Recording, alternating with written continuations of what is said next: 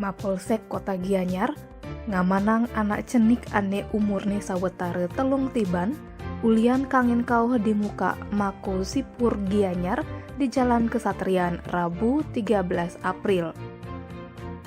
Kapolsek Kota Gianyar Kompol Igede Putu Putra Astawa nyelasang anaknya cenik Madan Vira ento tepukine aja anggota Sipur di muka Mako uling semengan. Ulian curiga anaknya cenik ento laut amanange ke Mako Sipur. Ulian sing ada keluargane sawetara jam 2:30 anaknya cenik ento abane lantas ke Polsek Kota Gianyar. Polisi ini masih nerusang informasi ke polsek-polsek aja media sosial. Sagetan ada keluargane wire mapagin. Sawetara jam 1:30 ada anak eluh Madan Wati Sulistikawati.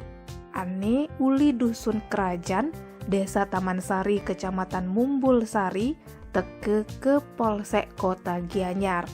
Ngaku ane ngelah panake ento. Ia nuturang ian manitipang panakne ke Banjarane. Ia marenawang ian panakne selamat di Polsek Kota Gianyar uli Facebook. Tim Bali Express ngelaporang.